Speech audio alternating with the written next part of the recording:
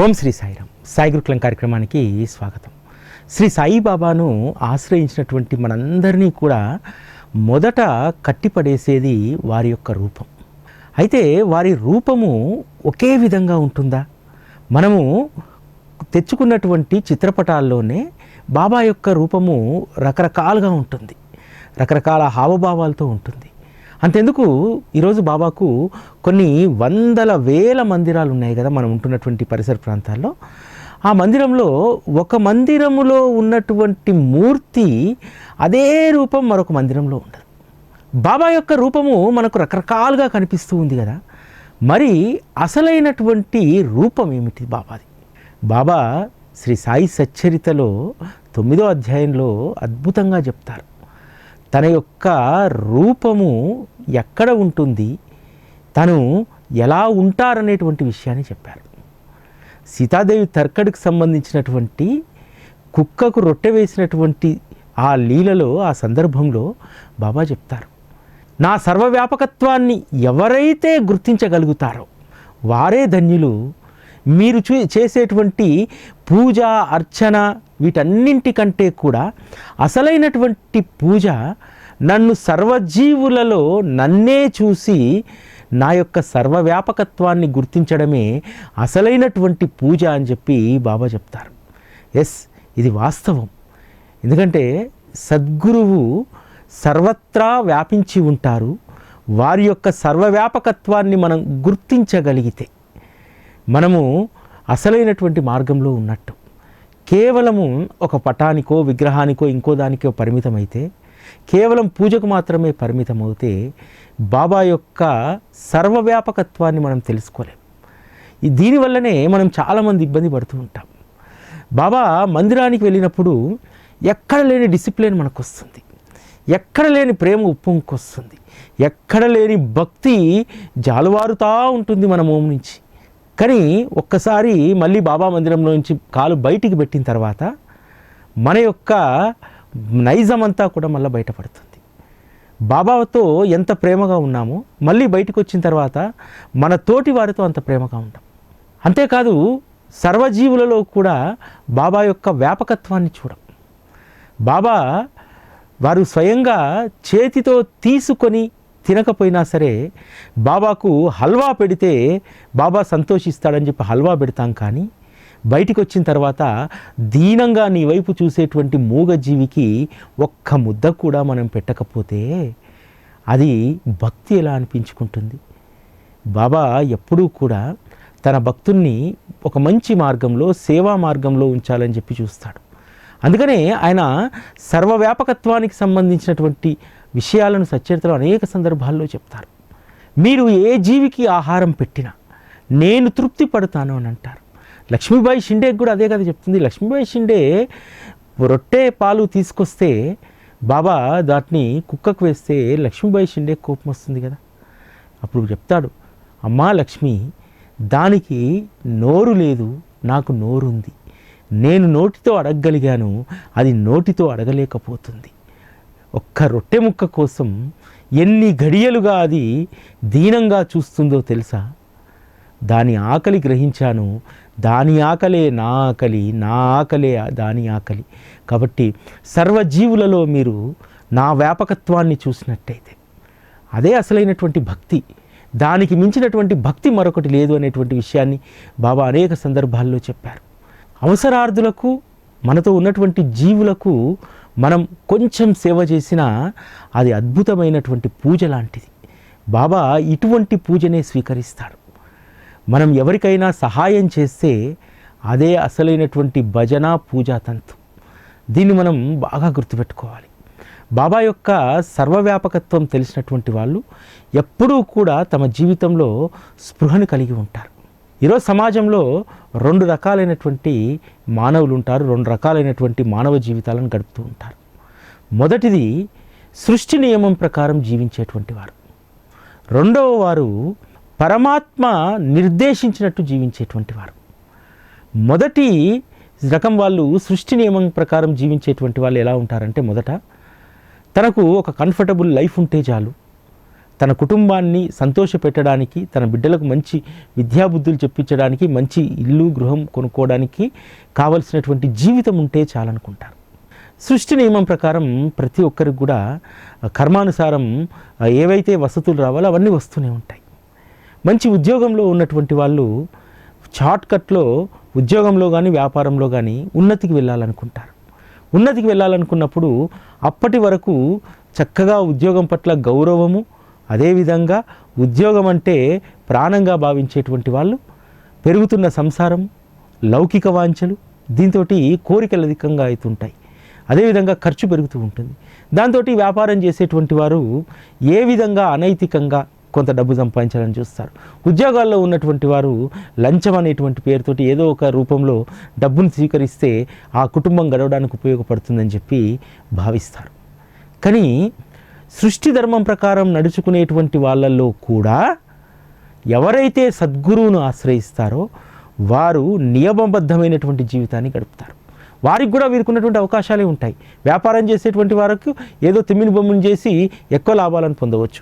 ఉద్యోగం చేసేటువంటి వారు ఏదో ఒక తప్పుడు పని చేసి ధనాన్ని ఆర్జించవచ్చు. ఈ అవకాశాలు సృష్టి ధర్మం ప్రకారం జీవించేటువంటి బాబా భక్తులకు కూడా ఆ అవకాశం ఉంటుంది. కానీ ఎవరైతే బాబా యొక్క సర్వవ్యాపకత్వాన్ని గుర్తిస్తారో, దాన్ని అవగాహన చేసుకుంటారో, అటువంటి వారు ఈ అనైతికం వైపు వెళ్ళరు. ఎందుకంటే నేను అన్యాయంగా వ్యాపారంలో వచ్చినటువంటి కస్టమర్లను మోసం చేసి ఎక్కువ డబ్బు తీసుకొని తక్కువ సరుకు ఇవ్వడము, సరుకులో నాణ్యత లేని సరుకును అమ్మి ఎక్కువ డబ్బులు ఆర్జించడము, ఇది ఖచ్చితంగా నా వ్యాపార సంస్థలో నేను స్థాపించుకున్నటువంటి బాబా చిత్రపటం గమనిస్తూ ఉంటుంది. ఆ చిత్రపటం నుంచి బాబా ఎప్పుడు నన్ను గమనిస్తూ ఉంటాడనేటువంటి స్పృహ వీరికి కలిగి ఉంటుంది. ఉద్యోగంలో ఏదైనా తప్పుడు పని లేకపోతే ధనాన్ని అక్రమంగా ఆర్జించడం ఇదంతా అవకాశం ఉన్నప్పటికీ కూడా నేను చేసేటువంటి పని బాబాకు తెలుస్తుంది. నేను చీకటి గదిలో ఆ డబ్బు తీసుకున్నా సరే చీకటి గదిలో కూడా వచ్చి చూసేటువంటి గొప్ప శక్తి బాబాకుంది. వారు సర్వవ్యాపకులు వాళ్ళు కాబట్టి ఆయన సర్వవ్యాపకత్వం ముందు నేను ఏదీ కూడా దాచలేననేటువంటి నిర్ణయానికి వస్తారు. కాబట్టి బాబాను ఆశ్రయించినటువంటి వాళ్లకు సృష్టి ధర్మం ప్రకారం వాళ్ళు లౌకిక ప్రపంచంలో జీవిస్తున్నా సరే వారు బాబా యొక్క సర్వవ్యాపకత్వాన్ని గుర్తెరిగి ఉంటే వారు తప్పుడు మార్గం వైపు వెళ్ళరు. తద్వారా మనము అకర్మలు చేసేటువంటి పని ఉండదు. అంటే సద్గురు ఆశ్రయము మనకు ఏమి నేర్పిస్తుంది? మనము గంజాయి వనంలో పెరుగుతున్నా సరే, తులసి మొక్క పెరుగుతున్నా సరే, తులసి మొక్క పవిత్రతే, తులసి మొక్క యొక్క సుగంధం వేరు, గంజాయి దుర్గంధం వేరు. కాబట్టి తులసి మొక్క గంజాయి వనంలో పెరుగుతున్నా సరే దాని యొక్క స్వచ్ఛతను అది కోల్పోదు. అదేవిధంగా ఈ లౌకిక ప్రపంచంలో మనము సృష్టి ధర్మం ప్రకారం మనం జీవిస్తున్నా సరే మనకు ఏ మలినాలు అంటకుండా సద్గురువు మనల్ని కాపాడతాడు. అయితే అది కేవలము భక్తి, భజన లేకపోతే ఇతరత్ర పూజలు దీని ద్వారా మాత్రమే కాదు. ఎవరమైతే బాబా యొక్క సర్వవ్యాపకత్వాన్ని గుర్తిస్తాము, ఎప్పుడూ ఆయన నాతోటే ఉంటారు అనేటువంటి దాన్ని మనం గుర్తించగలిగినప్పుడు మనం గంజాయి వనంలో తులసి మొక్కలాగా హాయిగా మనం మన జీవితాన్ని సార్థకం చేసుకోవచ్చు. ఎందుకంటే కాకాసాహెబ్ దీక్షిత్ బాబా దగ్గరికి వచ్చిన తర్వాత కూడా కొన్ని ఒప్పుకున్నటువంటి కేసులు వాదించాల్సి ఉంటుంది. కేసు వాదించే సమయంలో తన యొక్క క్లయింట్ను కాపాడుకోవడానికి కొన్ని విషయాలు దాచిపెట్టాల్సి వస్తుంది. అలా చాలా సందర్భాల్లో కోర్టులో తను వాదిస్తున్నప్పుడు ఆ విషయాలు దాచిపెట్టి తన క్లయింట్ను కాపాడేటువంటి ఆ పరిస్థితుల్లో కొంత తన మనస్సు అలజడిగా మారుతుంది. అయినా సరే ఒప్పుకున్నటువంటివన్నీ చేయాలి కదా, అది కూడా ఒక ధర్మమే కదా. ఒక క్లయింట్ నిన్ను నమ్మి వస్తే ఆ క్లయింట్కు న్యాయం చేయాలి కాబట్టి ఆ క్లయింట్ పక్షాననే ఉండాలి. ఇలా ఒకసారి బాధపడుతూ బాబా దగ్గరికి వస్తాడు. బాబా, నేను ఒప్పుకున్నటువంటి పని నా విధి ధర్మం అది, కానీ నేను కొన్ని విషయాలు దాచిపెట్టి ఆ కేసు వాదించాల్సి వస్తుంది. అప్పుడు నా మనసు కలతగా ఉంది. జడ్జి స్థానంలో ఎప్పుడూ కూడా మీరే నాకు కనిపిస్తూ ఉంటారు. నేను మీ ముందు ఈ విధంగా విషయాలు దాచిపెట్టడం అనేటువంటిది నాకు తప్పనిపిస్తుంది అని అంటారు. ఎందుకు కాక మనకు పోయేదేముంది? ఎప్పుడూ మనము సత్యాన్నే మాట్లాడదాం, సత్యానికే కట్టుబడి ఉందాం, దాంట్లో ఇబ్బంది ఏముంది అని అంటారు. అప్పుడు కాకాసాహెబ్ బాబా చెప్పినటువంటి ఆ మాటలను బాగా అర్థం చేసుకుంటారు. అంటే బాబా ఏం చెప్పాడు ఇండైరెక్ట్గా, ఎందుకు మనం అసత్యాలను చెప్పాలి, ఆ అసత్యాలను చెప్పి ఎందుకు ధర్మాన్ని మనం పాడు చేయాలి. కాబట్టి దీనికి తుది నిర్ణయం, అంతిమ నిర్ణయం, ఇక మీదట కేసులు ఒప్పుకోకూడదు, ఉన్న కేసులు కూడా ఎవరికైనా అప్పగించాలి. వెంటనే ముంబై వెళ్ళి పాత క్లయింట్స్ ఎవరున్నారో వాళ్ళందరినీ కూడా ఇతర న్యాయవాదులకు తను ఎన్ఓసి ఇచ్చేసి అప్పగిచ్చేస్తాడు. అంటే సద్గురువు అంతటా ఉంటారు, వారు సర్వంతర్యామి అనేటువంటి దాన్ని కనుక గుర్తించగలిగితే మనకు దీక్షిత్ కలిగినటువంటి భావనే, అభిప్రాయమే మనకు కలుగుతుంది. తద్వారా మనం కూడా సహేతుకం కానటువంటి, ధర్మబద్ధం కానటువంటి వాటి పట్ల మనము వెళ్ళము, మన జీవితాన్ని మనము సురక్షితంగా ఉంచుకోవచ్చు. బాబా ముఖ్యంగా మన నుంచి ఆశించేటువంటిది సర్వజీవులలో కూడా వారినే చూసి ఆ జీవులకు సేవ చేస్తే వారు మెచ్చుతారు. అదే విషయాన్ని సచ్చరితలో చెప్తారు. ఎవరైతే నా యొక్క సర్వవ్యాపకత్వాన్ని గుర్తిస్తారో వారిని నేను ప్రేమిస్తాను అని అంటారు. ఒక్క మాట గుర్తుపెట్టుకుంటే మనము భక్తి నుంచి సేవ వైపుకు మరలుతాం. మీరు చాలామంది అంటే సాయి టీవీ మొదటి నుంచి చూస్తున్నటువంటి వాళ్ళు మీ అందరికీ అర్థమయ్యే ఉంటుంది. కేవలం ఇక్కడ బాబా తత్వానికి, బాబాకు సంబంధించినటువంటి జ్ఞానబోధ మాత్రమే కాదు, అప్పుడప్పుడు మనము సేవను కూడా ఇక్కడ చేస్తూ ఉంటాం. ఈ రెండింటిని మిళితం చేశాడు సాయి టీవీకి. సాయి టీవీ దాని పని ఏంటి, సాయి టీవీ తత్వ ప్రచారం అంత మట్టుకు మాత్రమే ఉండాలి, ఈ సేవలు ఏమిటి అని చెప్పి అనేటువంటి ప్రశ్న చాలామందికి రావచ్చు. సేవనే అసలైనటువంటి పూజ, సేవనే అసలైనటువంటి గురుధర్మం. గురువు చెప్పినటువంటి దాన్ని ఆచరణలో పెట్టేటువంటిదే సేవ. అందుకనే రేపు షిరిడీలో జరిగేటువంటి పరిక్రమణ, కుంభమేళా చాలామంది ఎంతమంది వెళ్ళిరో వెళ్ళలేదో కానీ ఈసారి షిరిడీ పరిక్రమణ మరొక మహాకుంభమేళాను తలపించనుంది. దేశ విదేశాల నుంచి లక్షలాది మంది జనం షిరిడీకి తరలి రానున్నారు. ఇది దేనికి సమాధానమో తెలుసా? బాబా పట్ల జరుగుతున్నటువంటి విష ప్రచారానికి బాబా చెప్పేటువంటి సమాధానం రేపు మీరు అక్కడ జరిగేటువంటి పరిక్రమణలో చూస్తారు. నిజంగా ఈసారి పరిక్రమణలో సాయి టీవీ అఫీషియల్గా భాగస్వామి కావడం, అక్కడ ఉన్నటువంటి వాళ్ళందరూ కూడా, తెలుగు ప్రజలందరూ కూడా, ముఖ్యంగా బాబా భక్తులు ఎక్కువగా ట్యూన్ అయినటువంటి సాయి టీవీ కాబట్టి సాయి టీవీ తరఫున వారందరినీ మీరు ఆహ్వానించాలి అని చెప్పి చెప్పడం జరిగింది. అయితే అంత మట్టుకే బాబా మనల్ని పరిమితం చేయలేదు. ఇప్పుడు మనల్ని ఒక అద్భుతమైనటువంటి సేవకు ఉపక్రమింపజేశారు. ఉదయం 5:30కు ప్రారంభమవుతుంది. దాదాపు ఒక 6 కిలోమీటర్లు వచ్చేసరికి 8, 8:30, 9 అవుతుంది. ఆ సమయంలో ఆ పరిక్రమణలో పాల్గొన్నటువంటి వాళ్లకు అల్పాహారాన్ని ఇచ్చేటువంటి ఒక అద్భుతమైనటువంటి సేవ మనకు అప్పగించారు. ఆ సేవలోనే అసలైనటువంటి పూజ ఉంది. మీరు చాలామంది పరిక్రమణకు రాకపోవచ్చు, కానీ పరిక్రమణకు సంబంధించినటువంటి ఈ సేవలో పాల్గొంటే మీరు పరిక్రమణ చేసినంత పుణ్యం మీకు కలుగుతుంది. బాగా గుర్తుపెట్టుకోండి ఈ ఒక్కదానిని. ఎందుకంటే బాబా ఎప్పుడూ కూడా సేవ మార్గంలో తన భక్తులు ఉండడాన్ని సంతోషిస్తారు. ఒకసారి ఒక సంఘటన జరుగుతుంది పూణే నగరంలో. పూణే నగరంలో కొంకన్ వాడ అనేటువంటి ఆ వాడ దగ్గర ఒక 9 ఏళ్ల పిల్లవాడు విపరీతంగా ఏడుస్తుంటాడు. ఆ దారింట వెళ్తున్నటువంటి దాస్కన్ మహారాజు ఆ పిల్లవాడు ఎందుకు ఏడుస్తున్నాడని చెప్పి విచారిస్తాడు. విషయం ఏమిటంటే ఆ పిల్లవాడు అక్కడే దగ్గరలో ఉన్నటువంటి వేద పాఠశాలలో వేద విద్యను అభ్యసిస్తున్నాడు. ఆ పిల్లవాడికి తల్లిదండ్రులు లేరు, దాయాదుల దగ్గర పెరుగుతున్నాడు. వారి అన్నకు ఒక కంపెనీ ఉన్నప్పటికీ కూడా, ఒక పరిశ్రమ ఉన్నప్పటికీ కూడా ఈ పిల్లవాడి యొక్క బాగోగులు అతను పట్టించుకోడు. దాంతో వేద పాఠశాలలో చదువుతూ ప్రతిరోజు నియమంగా మడికట్టుకొని భిక్షాపాత్ర పట్టుకొని 4 గృహాల్లో భిక్ష చేసి భోజనం చేసేటువంటి వాడు. పిల్లవాడు వేద విద్య చదువుతున్నాడు, చక్కగా పంచా పిలక ఇవన్నీ ఉన్నాయి.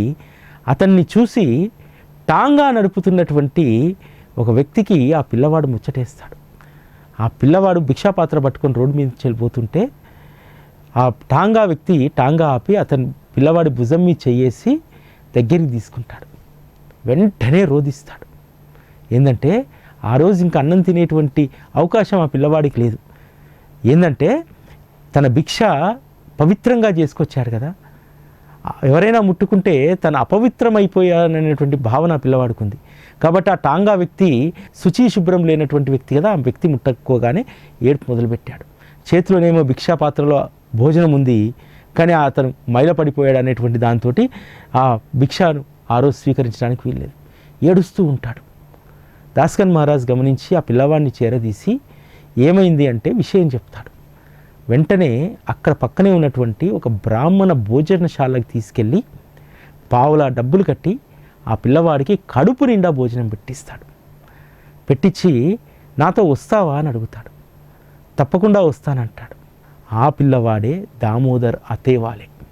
అంటే దాస్కన్ మహారాజు చేసినటువంటి ఒక చిన్న ఉపకారం.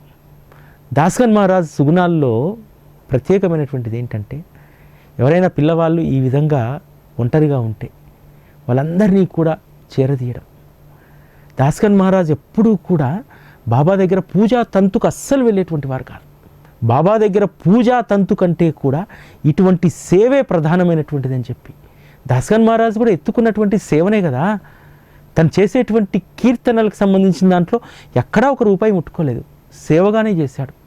తను అనేక గ్రంథాలు రచించినా సరే దానికి సంబంధించినటువంటి ఆ గ్రంథాల విక్రయణలో దీంట్లో ఎప్పుడూ కూడా తన ముద్రణలో కూడా ఎప్పుడూ కూడా తను ఇన్వాల్వ్ అయ్యేటువంటి వారు కాదు. ఒక్క రూపాయి కూడా రాయల్టీ తీసుకోలేదు. ఆ విధంగా సేవ అనేటువంటిది ఎప్పుడూ ఒకే రూపంలో ఉండదు. మన దురదృష్టం ఏంటంటే చాలామంది మనం సేవ అనగానే కేవలం అన్న సంతర్పణకు మాత్రమే మనం పరిమితం అవుతాం. అది కూడా ఒక సేవే, అనేక సేవల్లో అదొక సేవ. దాస్కన్ మహారాజు దామోదర్ అతేవాలను చేరదీసి సొంత కొడుకు వలె చూసుకొని కీర్తనా సాంప్రదాయంలో ఆ పిల్లవాడికి తర్ఫీదునిచ్చి, ఆ ఒక్క పిల్లవాడికే కాదు అనేక మంది అనాథ పిల్లలను చేరదీసి ప్రయోజకుల్ని చేర్చారు కదా. ఇది అసలైనటువంటి సేవ. శ్రీ దాస్కన్ మహారాజ్ గారు ప్రతి పిల్లవాడిలో తన సద్గురువుని చూసుకునేటువంటి వారు.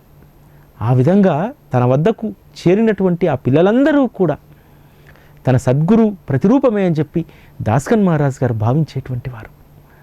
ఇటువంటిది అద్భుతమైనటువంటి సేవ అంటే మనము కేవలము ఒక అన్నప్రసాదానికి మాత్రం పరిమితం కావద్దు. ఆ సేవలో గొప్ప ఫలితం ఉండాలి. అటువంటి ఫలితం ఉన్నటువంటి సేవను మనం తప్పకుండా చేయాలి. సేవ అనేటువంటిది ఎలా ఉండాలంటే 1990 ఆ సంవత్సరం జరిగినటువంటి ఒక సంఘటన. షిరిడి యొక్క వ్యాప్తి, అదేవిధంగా దాని యొక్క ఖ్యాతి ప్రపంచమంతా కూడా విస్తరిస్తున్నటువంటి సమయం. అనేక మంది ప్రజలు అక్కడికి చేరుకుంటూ ఉన్నారు. అదేవిధంగా సేవా సంస్థలు కూడా అక్కడ చేరుకుంటున్నాయి. చేరుకొని ఏం చేశారంటే ప్రతి ఒక్కరు కూడా ఒక సత్రం కట్టడం, అన్న సంతర్పణ కేంద్రం ఏర్పాటు చేయడం, ఇదొక పరిపాటి. అందులో ముఖ్యంగా మన తెలుగు వాళ్ళు, అక్కడ అత్యధిక సత్రాలలో తెలుగు వాళ్ళ సత్రాలే ఉంటాయి. అట్లా అందరూ ఇటువంటి సేవ చేస్తూ ఉన్నారు. ముంబై నుంచి కొంతమంది మిత్రులు వస్తారు. వచ్చి అక్కడ జరుగుతుందంతా చూస్తారు.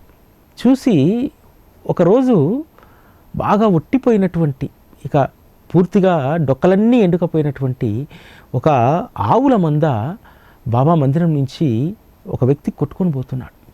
అతను అడిగారు, ఎక్కడికి తీసుకెళ్తున్నారు దీన్ని అంటే, వీటిని వధించడానికి కబేలాకు పంపిస్తున్నాం, రోడ్డు మీద లారీ ఉంది అని అన్నాడు. వాళ్ళ మనస్సు చివుక్కుమంది. వెంటనే అతను ఆపి, నీకు వీటిని కబేలాకు పంపిస్తే ఎంత డబ్బులు ఇస్తారంటే ఒక రొక్కం చెప్తాడు, కొంత డబ్బు. సరే ఆ డబ్బు మేమే ఇస్తాం, వీటిని వదిలేస్తారు.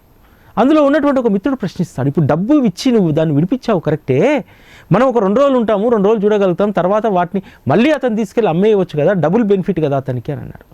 లేదు, మనం ఇక్కడ 1 వారం రోజులు ఉండబోతున్నాం, ఒక స్థలాన్ని లీజుకు తీసుకొని అక్కడ టెంపరీ షెడ్ నిర్మించి వీటన్నింటినీ కూడా అక్కడ ఉంచుదాం, మన మిత్రులందరికీ చెప్దాం, ఇటువంటి సేవ చేద్దామని చెప్పి అట్లా వాళ్ళు 2006 సంవత్సరం వరకు 16 సంవత్సరాలు ఆ సేవ చేశారు. తర్వాత వాళ్ళందరూ విడిపోయి తర్వాత అక్కడ వేరే వాళ్ళు ఇన్వాల్వ్ అయ్యి చేశారు. అప్పుడు దాదాపు ఒక 5-6 గోశాలలు ఉండేవి 2006 దాకా. తర్వాత ఇప్పుడు ఓన్లీ 1-2 గోశాలలు మాత్రమే అక్కడ ఉన్నాయి. ఏ జీవిని కూడా, అది ఆవు పాలు ఇవ్వకపోయినా, ఎద్దు పని చేయకపోయినా దాన్ని వధశాలకు పంపించడం అనేటువంటిది అక్కడ జరగదు ఇప్పటికి కూడా. కేవలం అవి చనిపోయేంత వరకు అక్కడే ఉంచుకొని వారి అంతిమ సంస్కారాలు కూడా చేస్తారు. ఇది కదా అద్భుతమైనటువంటి సేవ. వారు ప్రతి గోవులో ప్రతి జీవిలో బాబాను చూశారు. 16 సంవత్సరాలు ఎంతో నియమనిష్టలతోటి వ్యయ ప్రయాసలకు ఓర్చి ఆ గోశాలను వారు నిర్వహించారు. అందరూ చేసినట్టే అన్న సంతర్పణ కేంద్రాలు లేకపోతే సత్రాలు వారు కట్టవచ్చు, కానీ అక్కడ చేసేటువంటి సేవలో వారి యొక్క విజ్ఞత మనకు కనిపించింది. ప్రతి సేవలో కూడా మన విజ్ఞతను మనం ఉపయోగించాలి. అందరూ పోయేటువంటి దారిలో పోకూడదు. సాయి టీవీ కరోనా కంటే ముందు ప్రసాదాలయానికి గోధుమలు, కందిపప్పు, బియ్యము అర్పణం పేరు మీద ఇచ్చేటువంటి వాళ్ళం. తర్వాత కొంతమంది ఇదే దాన్ని అనుసరిస్తూ వస్తున్నారు కాబట్టి వారికి కొత్త ఆలోచనలు రావు. అందుకని మన ఆలోచనలు వాళ్ళకు వదిలేసాం, సరేనైనా మీరు చేసుకోండి అని చెప్పి. కానీ కరోనాలో బాబా అద్భుతమైనటువంటి సేవ మనకిచ్చారు కదా. ఎవరైతే అవసరార్థులు ఉంటారో వారికి శ్రీరామనవమికి, దసరాకు, అదేవిధంగా గురు పౌర్ణమికి మనం అర్పణం పేరు మీద వారికి సేవ చేస్తున్నాం కదా. కొత్త సేవ ఇస్తాడు.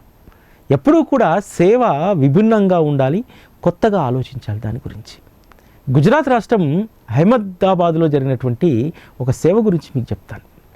గిరీష్ గారు అని చెప్పి బాబా భక్తులు. అంతేకాదు వారి కుటుంబం ఎంత గొప్పదంటే స్వామి శరణానంద ఉండడానికి వారి స్థలాన్ని ఇస్తారు. స్వామి శరణానంద సమాధి ఇప్పుడు వాళ్ళ ప్రాంగణంలోనే ఉంటుంది. దానికి ఆ ప్రాంగణాన్ని కంప్లీట్గా డెడికేట్ చేశారు. వారు చాలా రోజులు లండన్లో ఉన్నారు. కొడుకులు పెద్దవాళ్ళు అయ్యారు, ఉద్యోగాలు చేస్తున్నారు. ఇక 50 ఏళ్ళ వయసు వచ్చిన తర్వాత ఎక్కడ ఎందుకని చెప్పి ఇక్కడికి వచ్చేసారు. ఇక్కడికి వచ్చిన తర్వాత ఒక విభిన్నమైనటువంటి సేవ మనం చేయాలి అనేటువంటి దాంతో ఒక సేవను ఎంపిక చేసుకున్నారు. ఇప్పుడంటే అహ్మదాబాద్ బాగా డెవలప్ అయింది. దాదాపు 1980s, 90s మధ్యలో చాలా మురికివాడలు ఉండేటివి. కొన్ని మురికివాడలను ఎంపిక చేసుకొని అక్కడ సర్వే చేశారు. అక్కడ తినడానికి తిండి లేనటువంటి వాళ్ళు చాలామంది ఉన్నారు. ప్లస్ వాళ్లకు ఉద్యోగాలు కూడా ఇవ్వరు, ఎందుకంటే మురికిగా ఉంటారు. అసలు వేసుకోవడానికి సరైనటువంటి వస్త్రాలు కూడా ఉండవు. అటువంటి ప్రాంతాన్ని ఎంపిక చేసుకొని మొదట కొన్ని రోజులు వారికి కావలసినటువంటి నిత్యావసరాలను, వస్త్రాలను ఇవ్వడం ప్రారంభించారు. ఒకరోజు గిరీష్ గారికి ఒక ఐడియా వస్తుంది. అక్కడ కూడా చాలామంది యువకులు ఉన్నారు కదా, వారికి కూడా ఉద్యోగాలు కల్పించి వారికి ఒక జీవితాన్ని ఇస్తే వారికే మనం ప్రతిసారి సేవ చేసేటువంటి అవకాశం ఉండదు కదా అని చెప్పి ఈ సేవా కార్యక్రమాల్లో కొంతమంది వ్యాపారులను, పారిశ్రామికవేత్తలను ఇన్వాల్వ్ చేశారు. ఇన్వాల్వ్ చేస్తే ఒక పారిశ్రామికవేత్త సరైనటువంటి డైలీ లేబర్ మనకు దొరకట్లేదు, డైలీ లేబర్ దొరికితే బాగుండు అని అన్నారు. సరే, ఒక పని చేస్తాను, నేను మీకు కావలసినటువంటి డైలీ లేబర్ని నేను మీకు పంపిస్తాను, ఈ సేవకు కావలసినటువంటి సరుకులు మీరు నాకు పంపించండి అంటారు.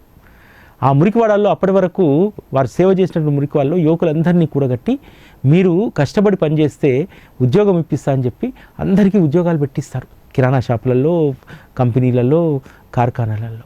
ఆ తర్వాత సేవా కార్యక్రమాలకు వారు సపోర్ట్ చేయడం మొదలుపెట్టారు. తర్వాత ఇంకొక ప్రాంతానికి వెళ్ళి సేవ చేయడం జరిగింది. ఇటువంటి సేవను చాలా అద్భుతంగా వారు కొనసాగించారు. అంటే సేవ అనేటువంటి ధర్మాన్ని బాబా మెచ్చుతాడు. మనం ప్రతి జీవిలో కూడా బాబాను చూడగలిగినప్పుడు మనం చేసేటువంటి సహాయం ఆ వ్యక్తిలో ఉన్నటువంటి దైవానికి మనం చేస్తున్నట్టు మనం భావిస్తే ఆ సేవ ఫలప్రదమవుతుంది. తర్వాత రెండవ కోవకు చెందినటువంటి మనుషులు ఉంటారని చెప్పాను కదా, వారు కేవలం పరమాత్మ నిర్ణయానికి లోబడి పరమాత్మ కోసమే జీవించేటువంటి వారు. గాడ్గే మహారాజ్ ఆ రోజు శ్రీపాద శ్రీవల్లభ భక్తుడే గాడ్గే మహారాజ్గా చాకలి కుటుంబంలో జన్మిస్తాడని చెప్పి శ్రీపాద శ్రీవల్లభ స్వామి చెప్పారు కదా. ఆ గాడ్గే మహారాజు కేవలం భగవంతుని సేవ కోసమే జీవించాడు. తను అద్భుతమైనటువంటి కీర్తనలు చేస్తాడు. ఆ కీర్తనలు చేస్తూ తనకు వచ్చినటువంటి కొద్దిపాటి డబ్బుతోటి మహారాష్ట్ర అంతా కూడా అనాథ శరణాలయాలను ఏర్పాటు చేశారు. అంతేకాదు మురికి వాడలంతా కూడా శుభ్రంగా ఉండాలని చెప్పి స్వయంగా తానే చీపురు బట్టి శ్రావ్యమైనటువంటి కీర్తనలు పాడుతూ ఆ వీధులు నూడ్చేవారు. ఆయన స్ఫూర్తిగా తీసుకొని అనేక మంది ముందుకొచ్చారు. అంతేకాదు అతను చేసినటువంటి అద్భుతమైనటువంటి సేవ.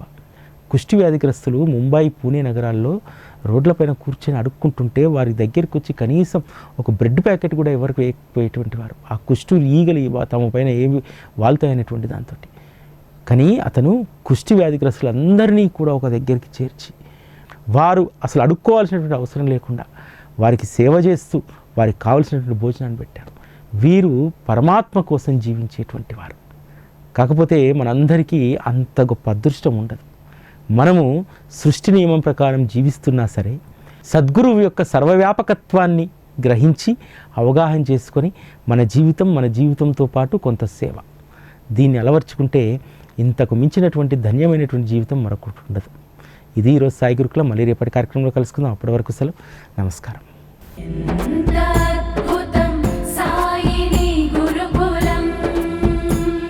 శిక్షణే తప్ప శిక్షలు లేని శరణాగతి సౌదం.